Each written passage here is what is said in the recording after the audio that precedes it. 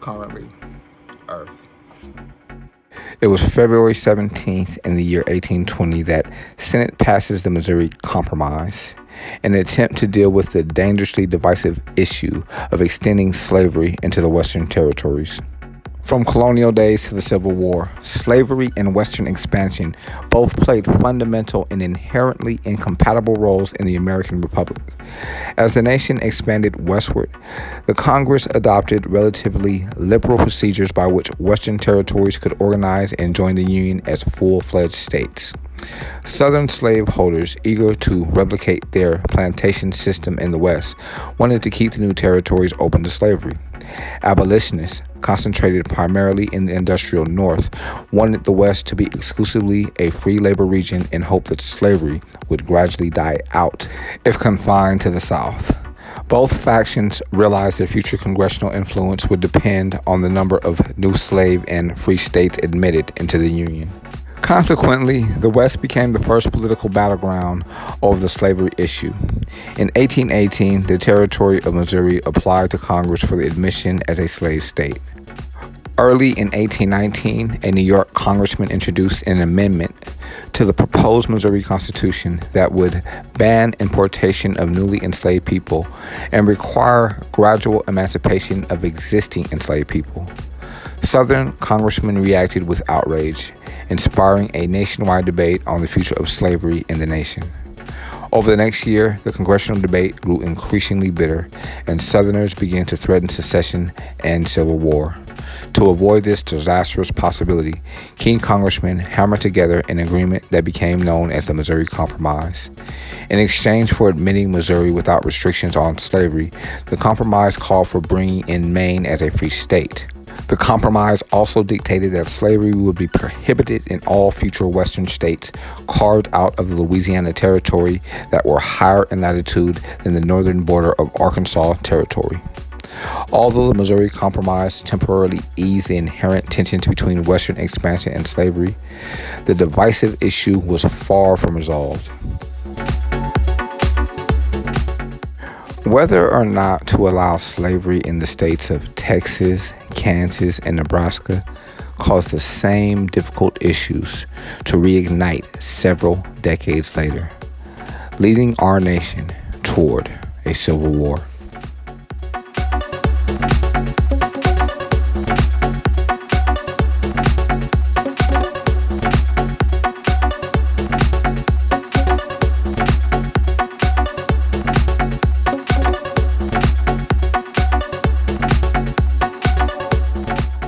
It was on February 17th in the year 1906 that Union leaders are put on trial for assassination.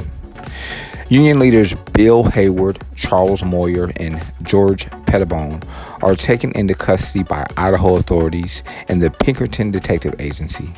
They are put on a special train in Denver, Colorado, following a secret direct route to Idaho because the officials had no legal right to arrest the three Union executives in Colorado. The Industrial Workers of the World, IWW, of which Hayward was president, tried in vain to stop the unofficial arrest.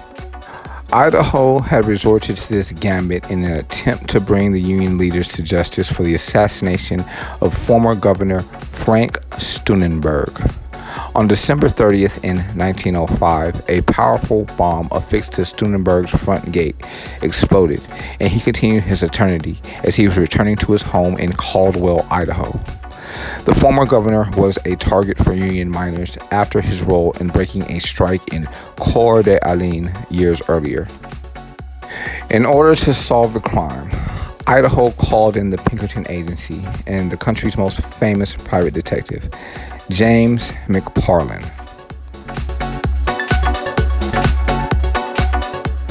He was the man responsible for bringing down the Molly Maguires, a secret Irish society from Pennsylvania's mining district.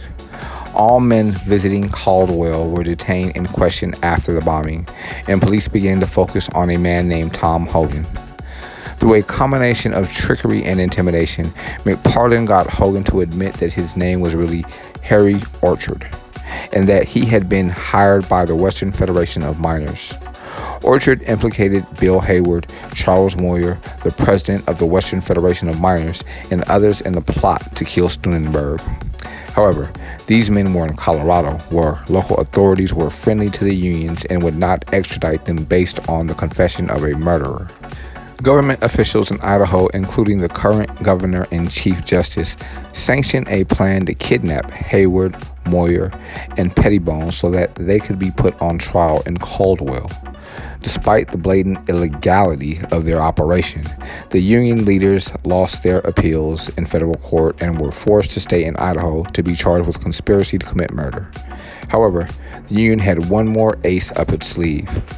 Clarence Darrow, who was on his way to becoming the country's foremost defender of liberal causes, was brought in to defend the case. It was the first trial of the century, drawing national media attention and celebrity attendees. When none of Orchard's accomplices would corroborate his story, the case came down to Orchard's testimony alone. At Hayward's trial, Darrow made an impassioned 11-hour closing argument. Holy shit. Talk about a filibuster in a courtroom. There you have it. 11-hour closing argument that mercilessly attacked Orchard, and the jury acquitted. 11 hours. Hayward, who was almost certainly guilty, later fled the country to Russia. He was buried at the Kremlin in 1928. It was February 17th in the year 1915 that the Zeppelin L-4 crashes into the North Sea. After encountering a severe snowstorm, the German Zeppelin L-4 crash-landed in the North Sea near the Danish coastal town of Vard. The Zeppelin, a motor-driven rigid airship, was developed by German inventor Ferdinand Graf von Zeppelin in 1900. Although a French inventor had built a power-driven airship several decades before, Zeppelin's rigid dirigible, with its steel framework, was by far the largest airship ever constructed. The L-4's captain, Count Platen Hallermond, and a crew of 14 men had completed a routine scouting mission off the Norwegian coast in search of Allied merchant vessels and were returning to their base in Hamburg, Germany, when the snowstorm flared up, bombarding the airship with gale-force winds. Unable to control the Zeppelin in the face of such strong winds, the crew steered toward the Danish coast for an emergency landing, but was unable to reach the shore before crashing into the North Sea.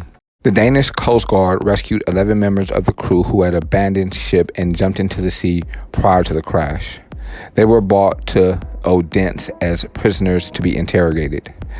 4 members of the crew were believed drowned, and their bodies were never recovered.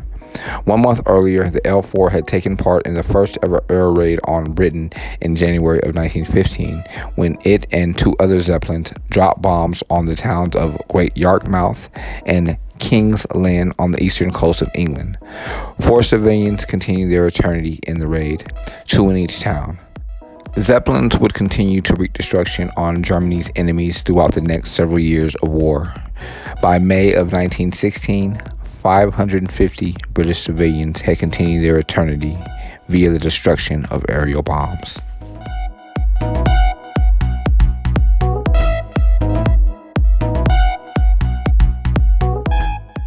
On February 17th in the year 1902, the famed opera singer Marian Anderson was born.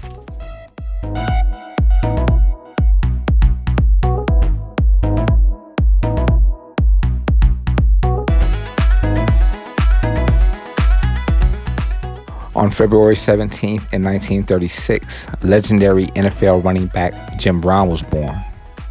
On February 17th in 1942, the Black Panther Party's founder, Huey P. Newton, was born.